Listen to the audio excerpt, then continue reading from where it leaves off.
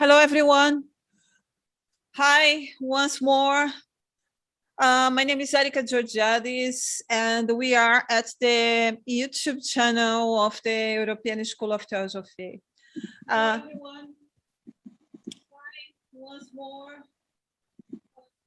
I'm sorry, there is an echo here. It always happens. Okay, so I'm giving we're giving continuity to our 2021 interview series. And before beginning, I would like to thank very much the team of the European School of Theosophy for all their work. Ian Nicholas Kind for his support, and the Blavatsky Trust. As I have said many times, the shortest way to get to know someone is his story. We lost you. We cannot see you, Shravan. What happened? It's just got disconnected. Sorry. Yeah. So anyway, today we have a very, very special guest with us, Shravan Krishnan. He's an animal rescuer and activist who helps run the Besant Memorial Animal Dispensary, which is part of the Theosophical Society in Adyar, Chennai, India. He is one of the very well-known animal activists in the country, with more than 15 years of experience. Shravan is also an expert snake rescuer who has been part of 2 international series, one with Animal Planet and another one with National Geographic. Shravan, once more, welcome. Thank you so much for accepting the invitation and being here with me today. Thank you, Erika. Thanks for inviting me. Thanks for having me over. So it's good. It's only now over the last 3.5-4 years, I've been working with the Animal Dispensary and the Theosophical Society. It's good that only now I'm kind of reaching out to people across the globe. Be it Europe, I had an interview last year with the Manila group as well. So it's good that BMAD is being recognized by the other Theosophical Society organizations across the globe. And thank you for having me again, Erika. Well, you know that I am also on my side an animal activist, and I do whatever I can to help.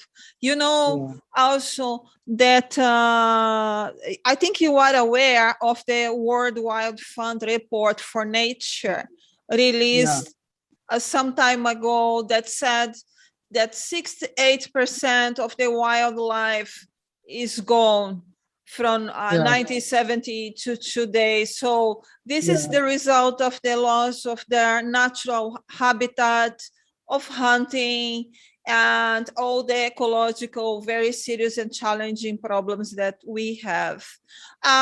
Before discussing about BMAD, I would like very briefly to ask how your work with animals started. You say you started 15 years ago. How 15 years back. So I grew up in a family where we had animals all the time, be it cats or dogs and other creatures. My mom and my grandmother were also rescuing animals from the road and helping out in whatever way they could. But my interest for animals kind of started by watching National Geographic and Animal Planet. I never used to watch Cartoon Network and the other stuff when I was young. I used to watch Animal Planet and look at different conservationists, the way they those people were my heroes, be it Steve Irwin or Jeff Corwin and all the other people who used to have conservation shows on TV. I tried to looked at them as my role models. So that's when my entire journey towards animals started. So I started off with reptiles. Actually, I was very fascinated about snakes. I was fascinated about turtles, about crocodiles. Generally people are very scared of them or have what do you say? They have their own beliefs about them. the ideal cuddly animals, but I really kind of found them very mysterious. And the only incident was there was a snake in my neighbor's house, and you could see the amount of fear people had, the amount of interest people had on that particular animal, and different kind of information and myths being spread about that animal. So that kind of also intrigued me to learn more about them and have a better understanding. I was always wondered why are people so scared of these of a snake. If you look at a snake, it is a limbless animal. Looking at a human who's so tall and has hands and has a very what do you say, a developed brain, being scared of something which is so small. So that kind of triggered me, and that's how my interest towards animals and especially snakes started. So I used to volunteer in an organization called the Madras Crocodile Bank. So I used to go there every weekend and volunteer, and that kind of helped me to be part of this entire conservation work. Very nice. And have you ever been bitten by a snake, I must ask? So by a non-venomous snakes, many times I've been bitten, but venomous snakes, no. I'm very careful while handling them. Right. So I use proper equipments and things like that. When I was young, I wasn't so careful, but looking at other people, other snake rescuers who've got bitten, that kind of changed my attitude towards safe rescue work. So after that, it's always been safe equipments and making sure that I'm 100% confident before a rescue. So by a venomous snake, I've not been bitten. Good. So how your work? How did your work with the Besant Animal Dispensary started with BMed? For you watching us now, we will be referring to BMed, which is the initials of the Besant Animal Dispensary, so that you know that. So how your work? How this meeting happened? So the one thing which was lacking in the city, there were shelters, there were animal shelters, but one thing which was lacking in the city was a center for wildlife. Because you get Chennai is a very beautiful city where we have the ocean. We also have 2-3 reserve forests right inside the heart of the city. You have deers, you have blackbucks, you have so many different species of birds. You have in the sea, you have the sea turtles coming and nesting. It's a very beautiful place, Chennai. But unfortunately, we didn't have a proper rescue rehab center for wildlife. So one of my friends' father was the general manager of the Theosophical Society back then. So I approached him and I asked him if we could have a rescue rehab center inside the TS for wildlife. So he said, yes, it sounds interesting. And the president is Mr. Tim Boyd is very much keen in such activities, be it conservation or be it animal welfare. So he arranged a meeting with the president. So I met the president, and the president was very keen to start something. But meanwhile, he also told me that there is this animal dispensary, BMAD, where it is a very beautiful space, but unfortunately, it's not being put into good use. So he wanted to, he knew what the problem was, and he wanted someone who could help him rebuild the facility. Uh, so his vision was to make BMAD one of the top facilities in the country which could treat street animals. So it was centrally located, and it was a beautiful space. And he wanted to, his vision was to make it a top facility for street animals. So he told me, okay, you are good with wildlife. Why don't you also know domestic welfare work, domestic animal welfare work? Why don't you start this off? Because it's already there and we need someone to help out. And then slowly you can build up the wildlife center once when you get this into place. So, I mean, it was like I said, was a beautiful facility. So I said, okay, let me take up the challenge. And one thing the president ensured that he said he would definitely back the entire activity. And most something which is beyond that is everyone from the Adyar management, be it the treasurer, be it the international secretary, be it the general managers, and be it the residents, right? Everyone came forward to help out in the rebuilding of the facility. And the another interesting thing was we also had the public. We had a crowdfunding. Initially, we started off to rebuild it. It kind of went viral, and we had a lot of public coming forward to support our cause. And from that time, from the last 4.5 years, there has been no turning back. We've been growing from strength to strength. We initially started off with one vet and one caretaker where there were 50 animals. But now we are a team of 35 people, including caretakers, 7 veterinarians. We have an ambulance driver, and we are home to close to 250 animals at the animal dispensary now. So in the last 4.5 years, we have grown. I even president and I would we've had many discussions saying that even we didn't expect such a big growth and such a big support from the public as well. So now it's one of the top facilities in the country, especially in Chennai. So we have the treatment for street animals for absolutely for free, and also for public who cannot afford treatment in a private clinic, we give them over here. So we have an X-ray machine. We have a fully equipped operation theater, post-operative care, and we have a good team, especially team of young veterinarians who are compassionate, who are into animal welfare. Right. So even though they could get a job in a private clinic for a slightly higher salary, but they chose to work at the dispensary for the cause of animal welfare. So So, in that way, we are doing really well. in the city of Chennai alone, how many stray animals do you think are there? In the city of Chennai alone, dogs, I would say close to around Stray dogs and cats. stray dogs, I would say around 400,000 stray dogs. 400 only dogs. 400. Only dogs. Yeah. And how many animals are you managing to help on a daily basis at the center? So The yeah, dispensary? daily basis our outpatient in our outpatient unit alone, we see around 75 cases of the public bringing in the animals. If you see surgeries, we have at least 10 surgeries a day, be it animal birth control surgeries or surgeries like amputations, tumor removals, fixation surgeries for fractures and things like that. And apart from that, rescues, around 10 to 15 rescues a day. So in a day, we kind of treat close to say 200 animals under our care every single day. So, and how many stray dogs now, right now the BMed's hosting? So dogs, we have around 160 stray. I won't call them stray dogs.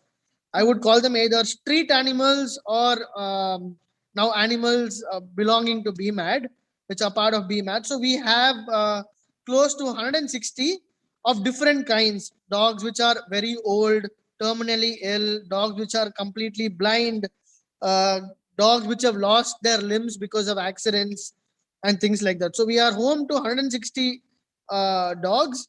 Apart from that, we have around 25 cats. We have around 19 horses, 4 donkeys, 7 pigs, 1 camel, and we have 2 monkeys currently.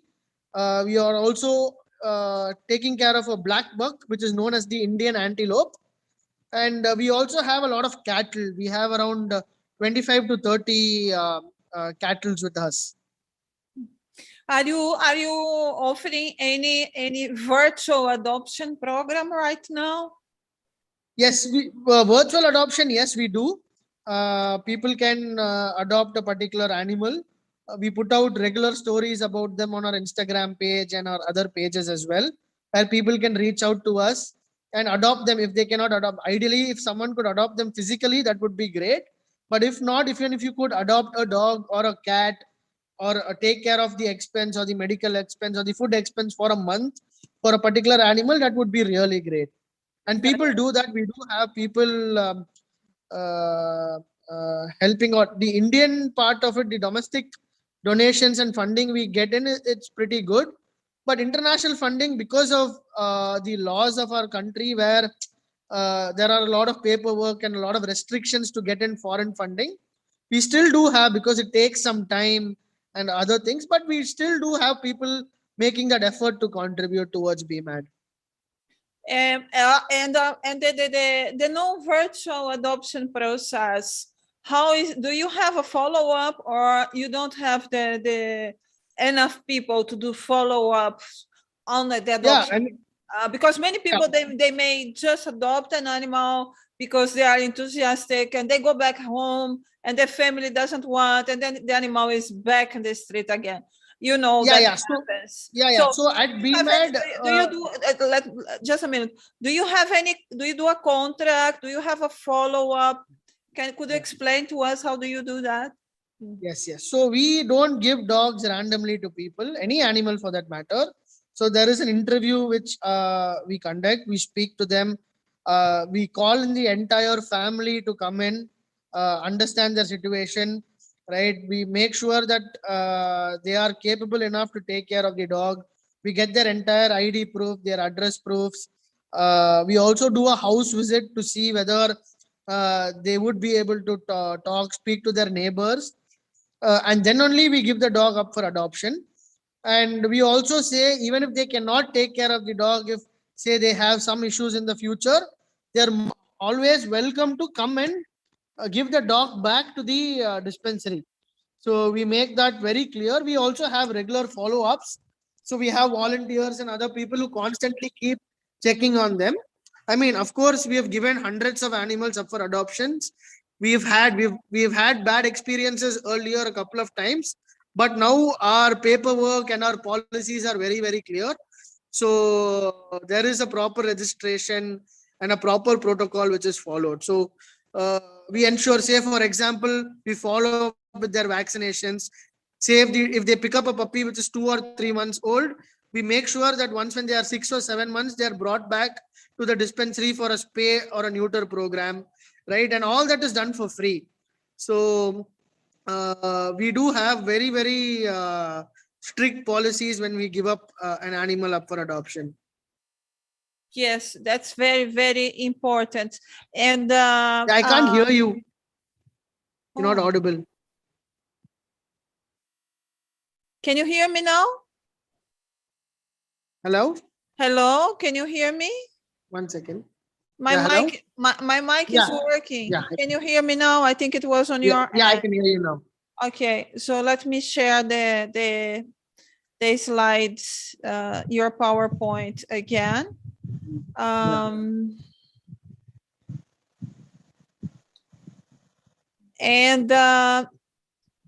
do you just a minute? Okay. So here we are again. This is the PowerPoint. These are our large animals. He sent it to me. So these are the large animals of BMAD that you are mentioning. So there is a camel. And do you have goat? Yes, goat. Is it a horse? A horse? What is it? What is this here? That's a bull. A bull. Okay. Oh, the horse is down here, and then the pigs, and then how many large animals you have in the campus right now?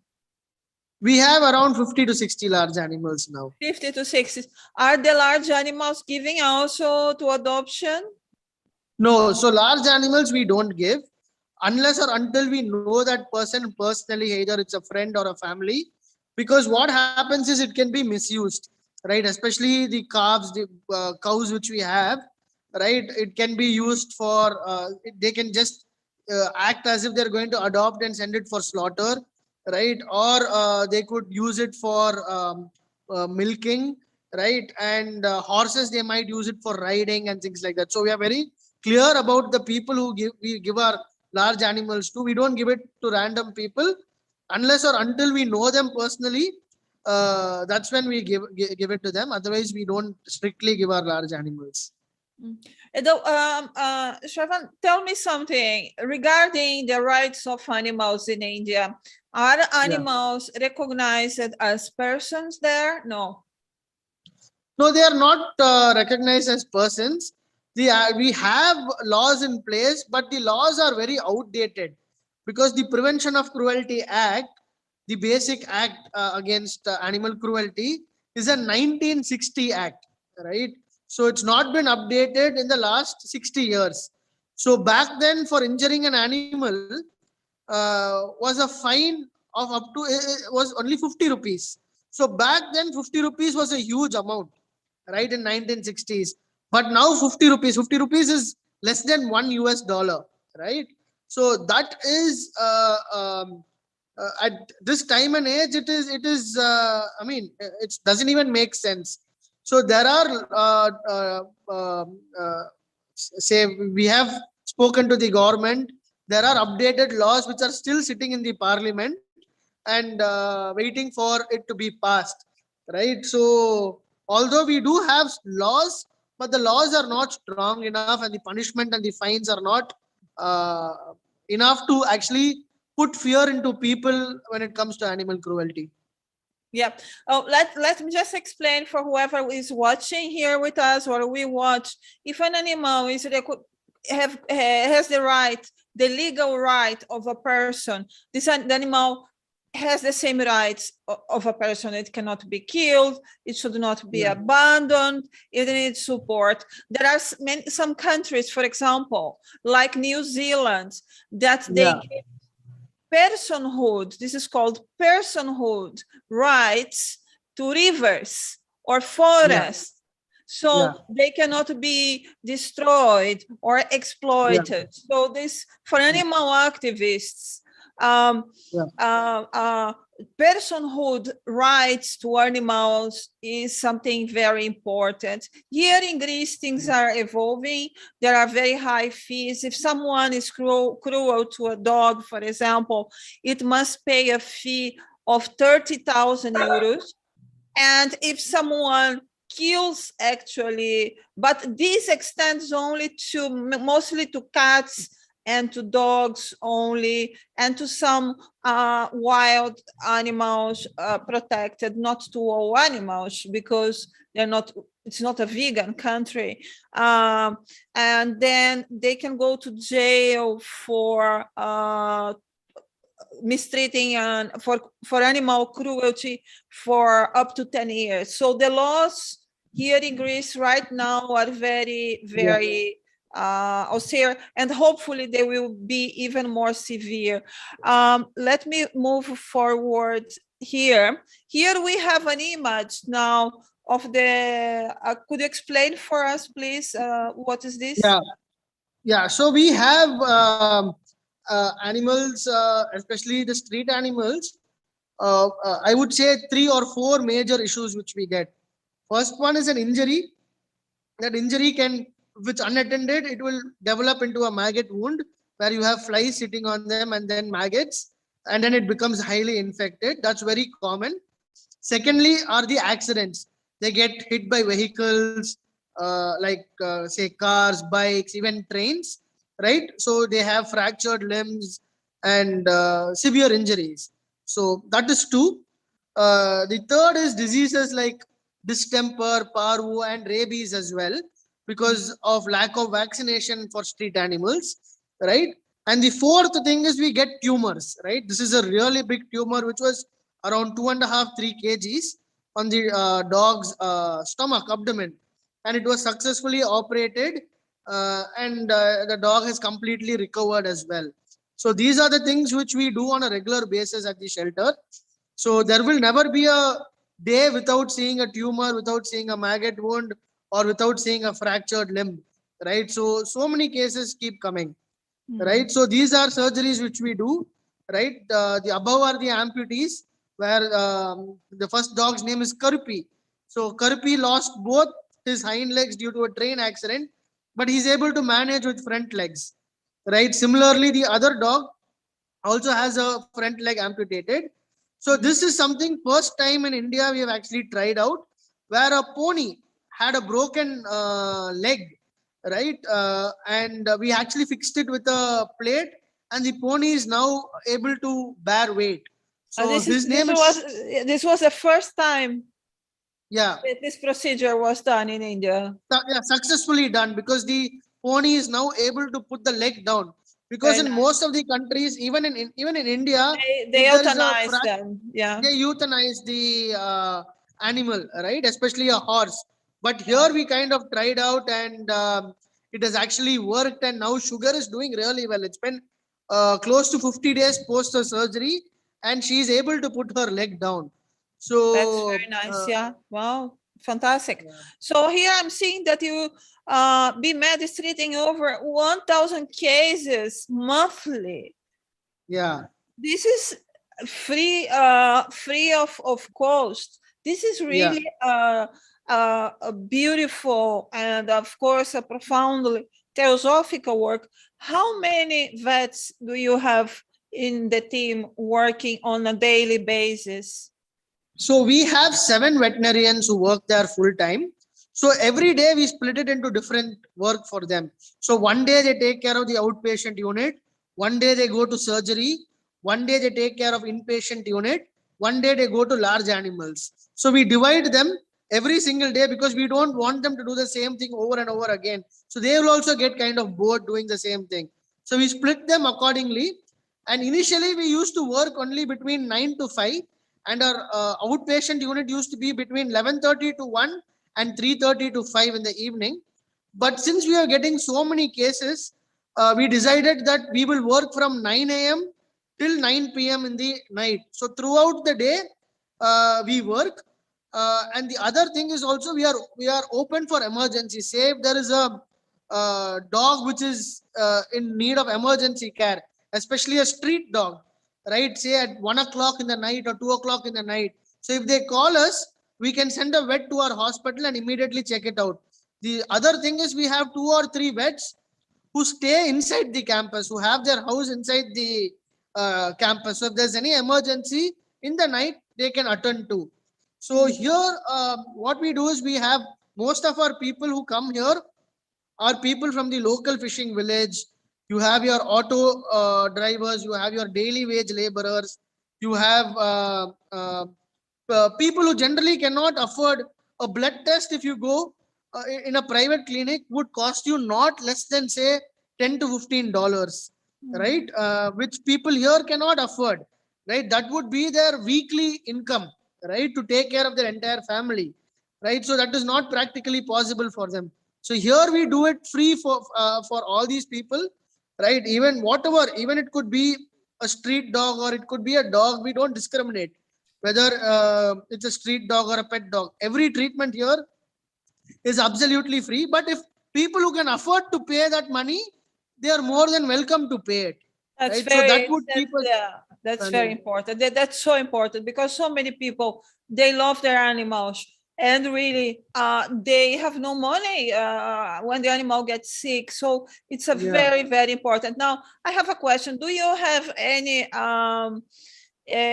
sort of cooperation with any university or an university that basically someone can become a vet there or studying veterinary, and then they can send them to train and to work with you? Is there anything in this level going So on? actually, we were talking about it. That was something which we were mentioning about the uh, uh, to the state government as well, to get people involved in welfare work. It should be part of their curriculum in college as well. Apart from treating this one, they should also come spend a month as an internship in shelters so that they also learn being compassionate, right? But like I said, it's a lot of bureaucracy work and things like that. But we are working on it, which is something like you mentioned. It's really important to get vets engaged in non-commercial activities as well, welfare activities. They should at least dedicate 10-20% of their time towards this. Yeah, that's very important. And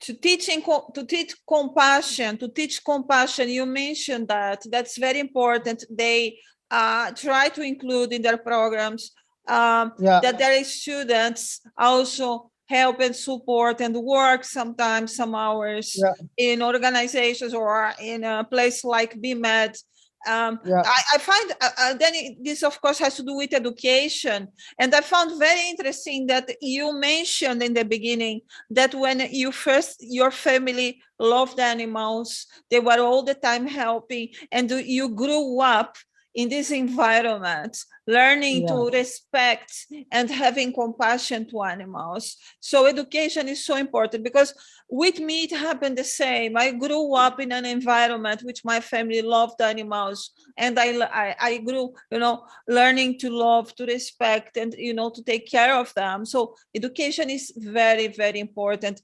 What are we seeing here now in this PowerPoint Yeah, so image? we have a lot of volunteers. Saturday and Sunday, they come, take the dogs for a walk, give them a nice bath. If they have ticks, try and remove them, take some photographs, help out with adoptions and things like that. So many of our volunteers we have converted into employees at BMAT. So they come volunteer. They are just someone who finished college, where they could get a somewhat decent income as well, and also be part of something which they like doing, right? No one, I mean, it's always better to do something which you like rather than sitting in an office between 9 to 5. Here these people who've been working kind of help out, and now they've made this their own career as well. Yeah.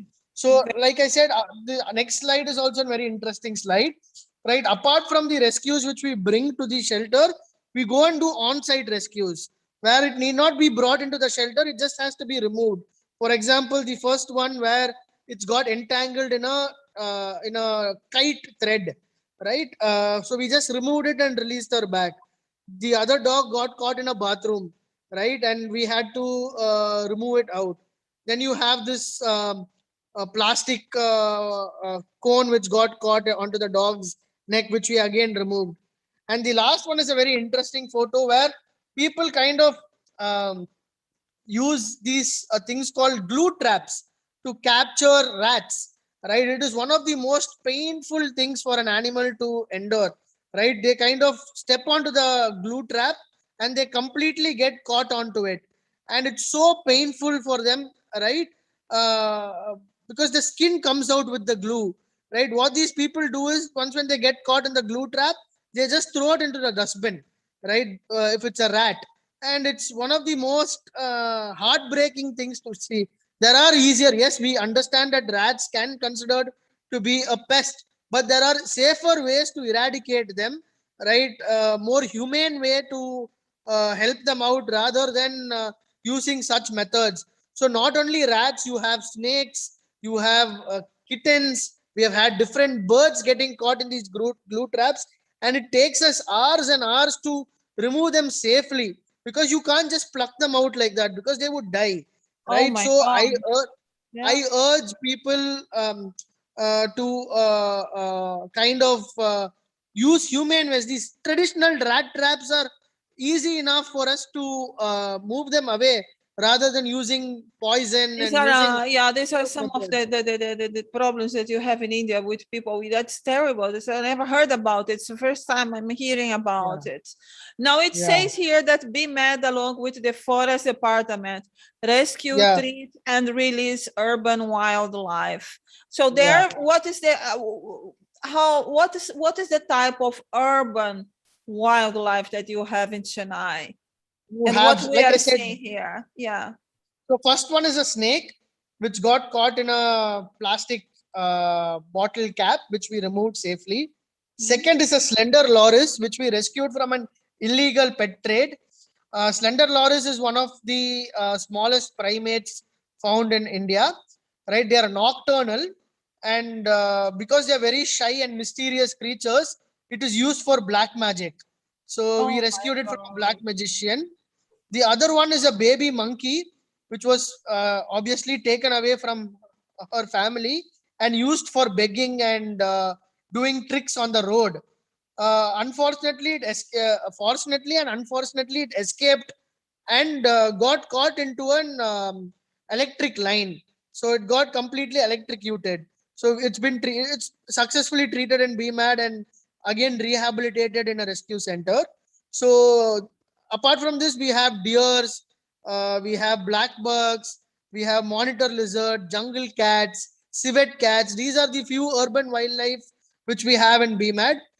Even in the campus of the Theosophical Society, we have monkeys, snakes, we have jackals, we have civet cats, jungle cats, even slender lorises are found inside our campus. We have a very, very beautiful campus.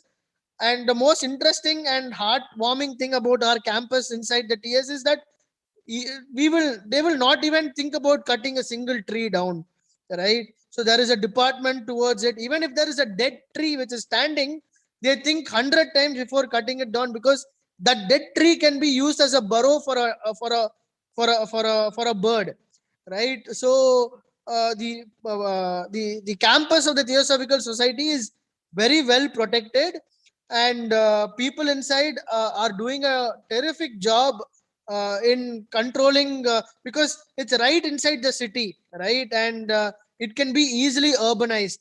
It's the only reason, because Theosophical Society is there, that is the only reason that this land is still being protected for hundreds and hundreds of years. Yes. Well, Adia, the campus, wildlife was and is and has been always protected. And reminding you that, for example, when you are walking the campus, I'm not sure if there is still the sign there saying, please do not pick flowers. So not even flowers are allowed to be picked up.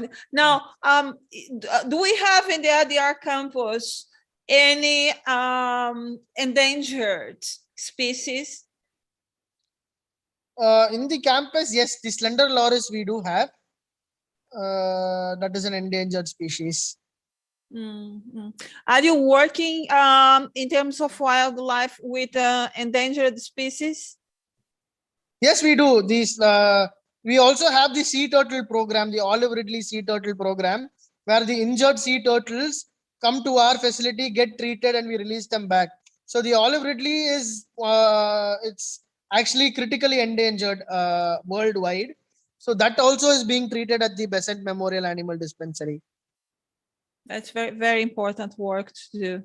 And here you have a deer. Is it the deer with the white? There is a type of deer that is endangered in India. Yeah, this is not a deer actually. What this is an antelope. It's an antelope. Oh, is it an antelope? Oh. Yeah. It's called a black bug, which is an Indian antelope. And is this in Adia? This is in Adyar, yeah. It was rescued from Chennai, and it was rehabilitated and released back into the wild. It was released back into the wild. Yeah. Okay. Do you have molly slides here? Oh yes, here we have an owl, a very beautiful one. Could you mention what the work with?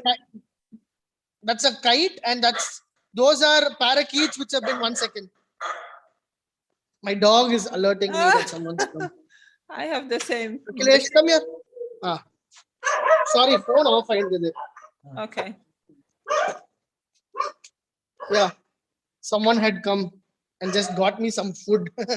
Yeah, so we have the one in the first one is the parakeets, which are generally poached from the wild and sold in the illegal pet trade. Achilles, come in. Achilles, come in. Achilles. No, that's very exciting because in the middle of the day we have. Oh, he left. The dog left. My dog ran out of the house. That's fantastic. So you can say hi to him. He is also rescued from BMAT. Let me stop sharing. So we can. Hi. So are you back? Is everything I'm back. right? And my dog is back inside the house. That's the thing with the live interviews. Anything can happen. So now I would like you mentioned something. You gave a lecture for the TS Philippines 2 weeks ago, in which I joined, and I watched it, a very interesting lecture. And you mentioned something very important. You said that you think theosophists across the world should consider creating centers to protect the wildlife, to help animals. Could you please share with us your vision on that? So yes, I mean, like something like this, the Besant Memorial Animal Dispensary, our great Annie Besant, had a vision, say 100 years back, that animal welfare was really really important, right? This was years and years back when there was not much, I would say, too much knowledge also on this, but she was so ahead of her time that she knew that something like this would be in the need of the future.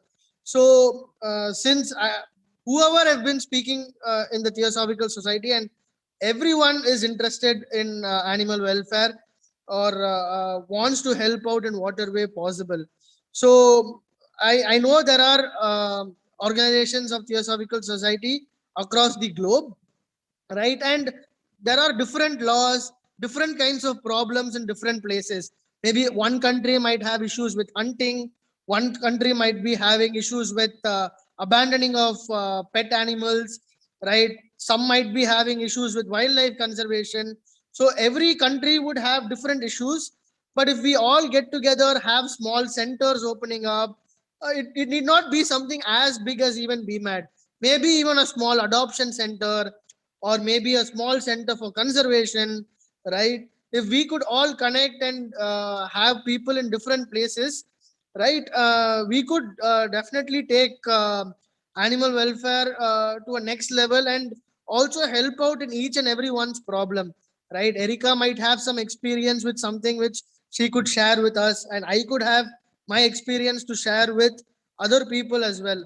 So if we have small centers in different places, right, small or even big centers in different places, we could all get together and have something on a larger scale, right? Eventually, like, it's not only India, or it is not only Adayar, it is, this problem is across the globe. It varies from different levels. So I think if we all get together, we could uh, try and build more animal dispensaries, shelters and things like that across the world. I think your call is very important, because one of the greatest challenges of humanity today is exactly what type of world we will leave for future generations, and if there will be future generations at all in the way Yeah. that things are going. So I think that's profoundly theosophical, the idea that you proposed, that theosophical centers around the world also consider the possibility of doing something to help preserving the wildlife habitat and help animals in general, because the situation is very serious. It is very, very, very serious, and you know it. You are witnessing it because you are working with it on a daily basis.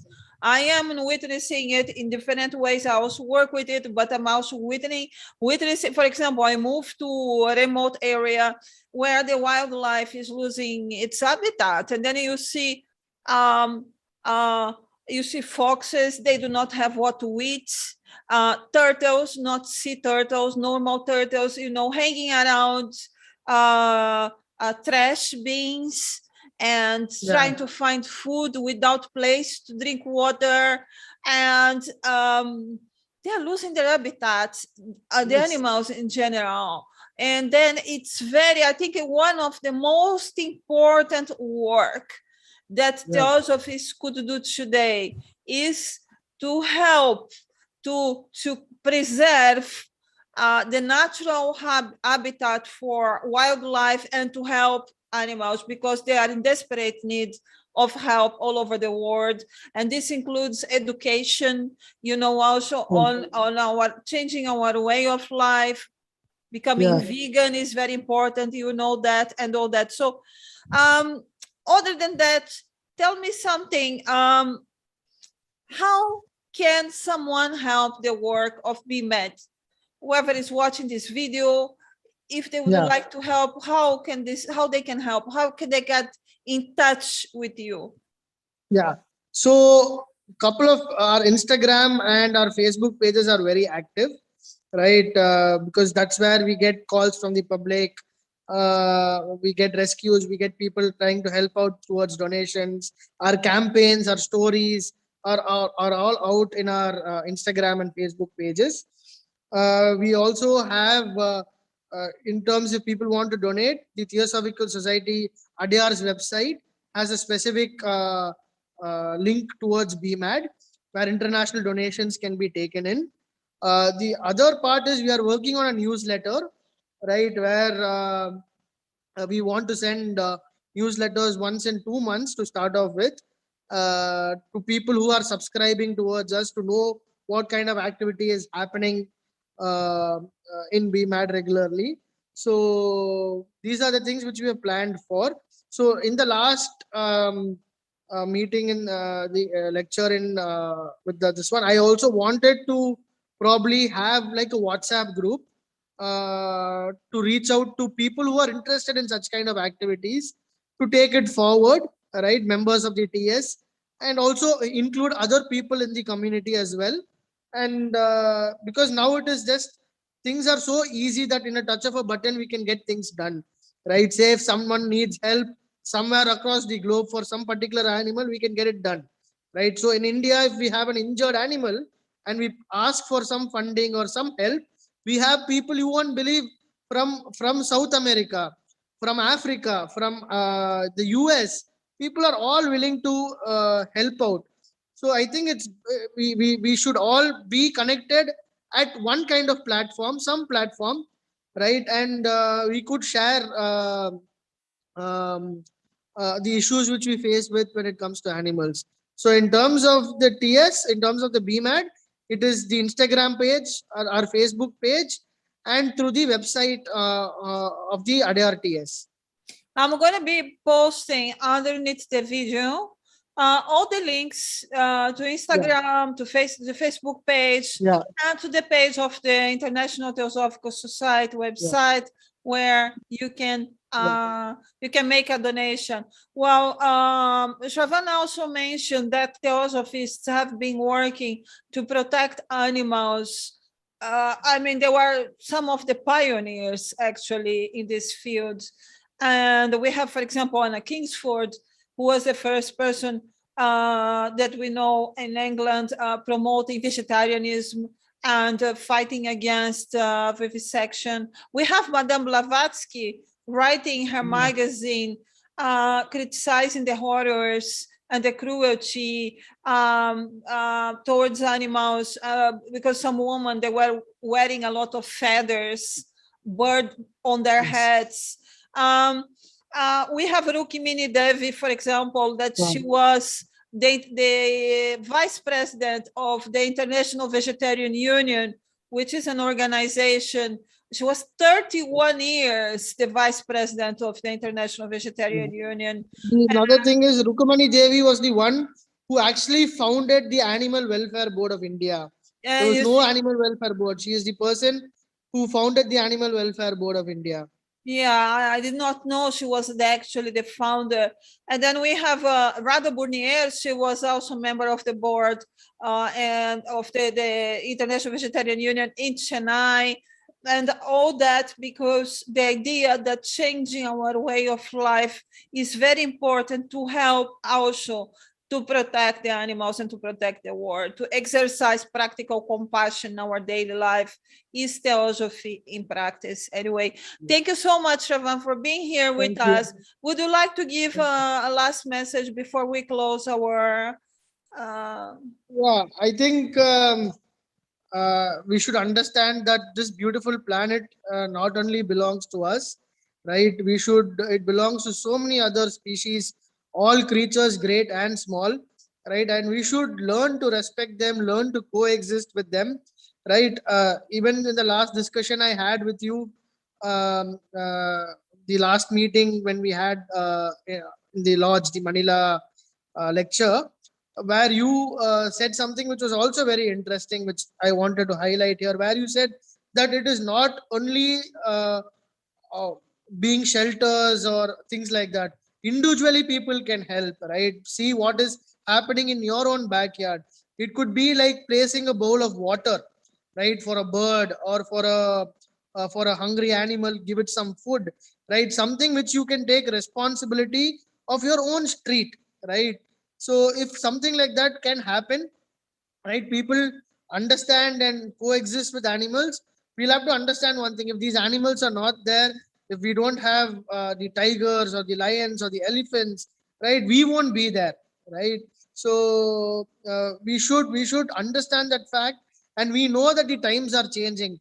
Global warming is real, right? We know that it's not how it was, say, 25 years, 30 years back, right? There is a change, and we can feel it, right? And if I already feel the time is too late, but whatever we have left, I think we should try and protect it with the maximum effort we can. Thank you. You know, this feeling that you have that the time is too late is because you really feel overwhelmed dealing with so many Yeah, problems and not being able to resolve them, to find a final yeah, solution to yeah, them.